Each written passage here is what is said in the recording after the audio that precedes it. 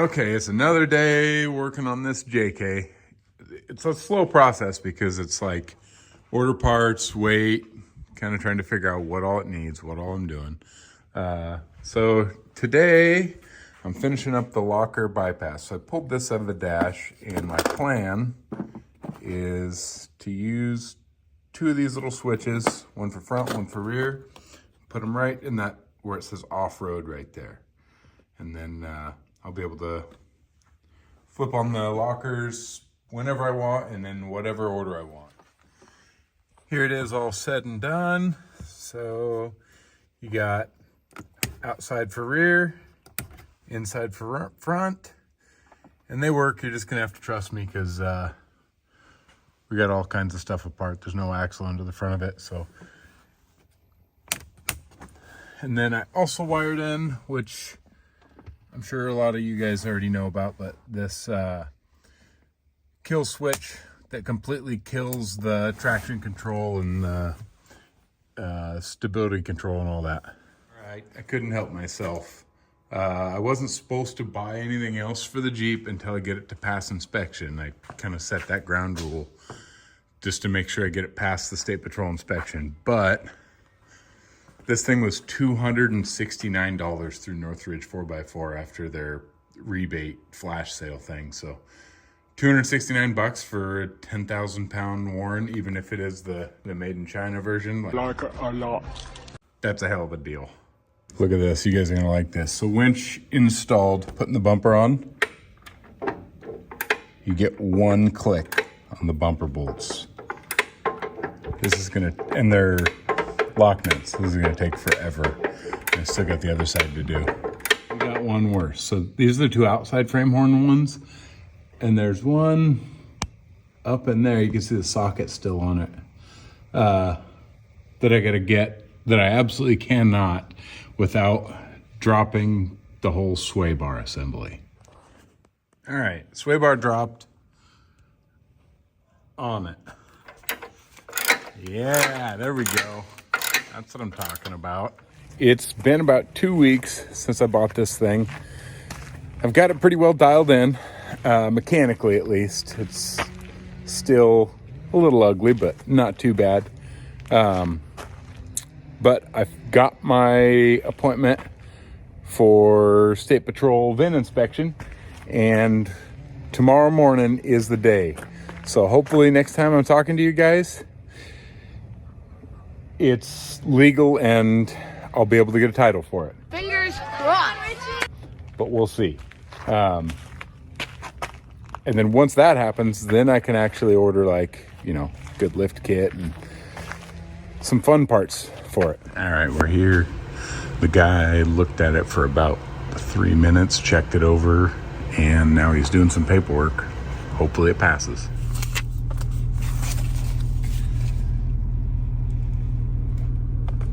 So we passed, and we passed very easily. So I talked to the guy quite a bit, actually, about what all the State Patrol inspection entails, what he's looking for, what he would or would not have cared about, and as far as not passing it. And he said that Jeep passed easily, and he only looked at it for literally 2 to 3 minutes. He's checking VINs, and he looks for any major components. So if it didn't have a bumper, it wouldn't have passed. If it didn't have an engine or trans, it wouldn't have passed. Even if it wasn't running, he would still pass it as long as it had the engine and trans. Has to have a hood, has to have doors, has to have a driver's seat. I asked him specifically, what if it didn't have a passenger seat? Or what if it didn't have a back seat, which it doesn't? He said, no, that's no big deal. I said, okay, well, what if I didn't have the bumper end caps on that I frantically searched and got, thinking it might not pass without them? He said, no, that's fine. Still would have passed. You know, he didn't even start it to see if it ran, but, you know, it does run. But if it didn't, it would still pass. He said if it had like one side fully caved in, then he would deem that unsafe and it wouldn't have passed. But he said dents, dings, even larger dents, as long as it's not affecting the vehicle, it's still gonna pass as long as all the VINs check out. And I think he just checked the one on the door and the dash. I don't know if he even looked anywhere else. I mean, he was really, really quick about it. It was, like I said, 2 to 3 minutes total. So yeah, we passed. We're gonna head to the licensing place and get the registration and actually start ordering parts for this thing. I didn't want to order too much because if it didn't pass, I'd be screwed. So I've already started pulling parts off, got rid of the spare tire. I'm gonna order a spare tire delete, license plate relocation with a little cover for that thing that goes there, and then different tail lights because I hate the trailer lights that come on Jeeps. And then I ordered 513 gears for the front and rear with the install kit. I ordered axle sleeves for the front axle. I ordered C gussets and the little skid plates that go on the control arms right there that strengthen it up pretty good. I also ordered the aluminum 1-ton steering flip kit that raises it to the top side of the knuckle, and a raised track bar to correct the geometry after I lift it. I'm gonna wait till Black Friday and order a Metal Cloak 3.5-inch game changer, throw the BFGs back on it, and I think it'll be a pretty solid Jeep. I might have to do some trimming with 39s and a 3.5, but I don't know. I don't know JKs all that well. I also ordered this thing so I can turn the sway bar on and off when I want to, not when the rig wants me to, and get rid of the motor. I should be able to sell that electric motor for quite a bit. Well, that's about the easiest thing ever. You literally pull those 3 bolts off. This thing just pulls right on out. I'm gonna put a little silicone on this, use the same hardware, put that right back in, and then you got a manually disconnectable sway bar. So that'll be really nice when you're cruising in 2-wheel drive and you want the roads to be less bumpy. But this thing was like clean inside. Look at that. I know they're usually full of like mud and dirt and grime and nastiness, but this thing is, I don't know, maybe somebody replaced it at some point. Okay, so I was wrong. You don't reuse the same hardware. Come on. You need a lot shorter hardware. So like freaking 3/4 of an inch shorter, but it's 10 by 1.5.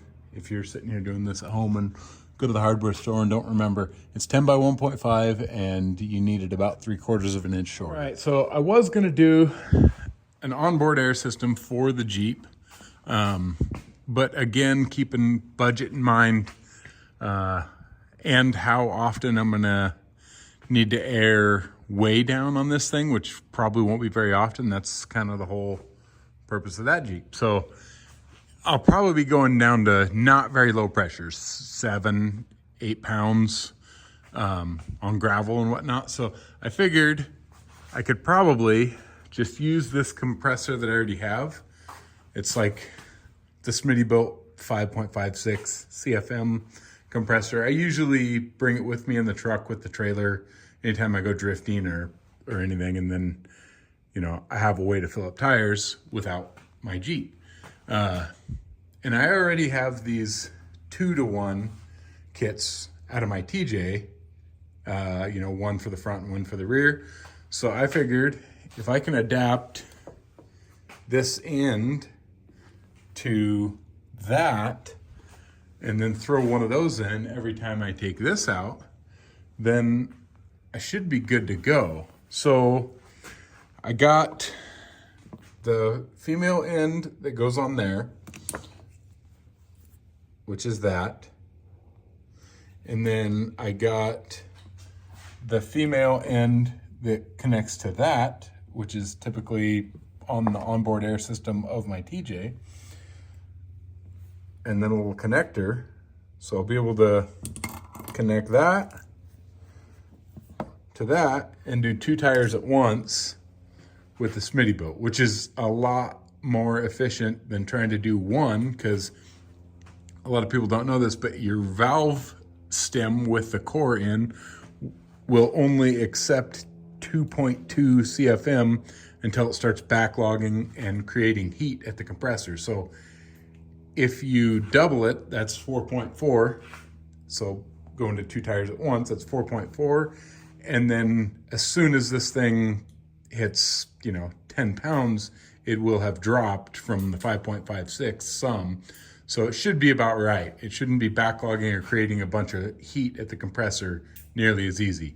And this has a gauge on it, so I should be able to shut the valve off, see what both tires are at, and I'll be good to go. And I only spent like 25 bucks for this setup, and I already had that, and I already had that. These saggy door pocket net things. Ew, gross. Those are going away for sure. Gonna cut those out. And I got these super cheap Amazon metal pockets that go in their place. So those should be quite a bit better than those old saggy boob things that hang down so far that you can't even close the door if you put something in them. That's near 150 times better. And they're pretty sturdy. Could definitely put tire gauge or whatever in there now without worrying about crunching it in the door when you close it. All right, it's another new day in the shop.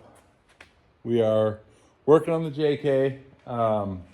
I've spent a lot of money, ordered a lot of parts, probably too much, but it's the way it goes sometimes. I have to add it all up, but I still think I'm under 12,000 for everything, including the price of the Jeep. Not including the taxes on the Jeep though. But, so as you can see, we pulled the front end out of it. I'm going to be doing, gears, sleeves, skid plates for the bottom control arm mounts down there. Then I'm going to build a little brace that goes in here. And C-gussets. My buddy Logan's going to do the gears because he's way better at them than I am. But doing a little fab work today. This is a start to this bracket that's going to go like that, kind of. And hopefully beef up that control arm, and then a smaller one right here. But I got a track bar bracket, so I got to wait to get that on to see where this is going to land.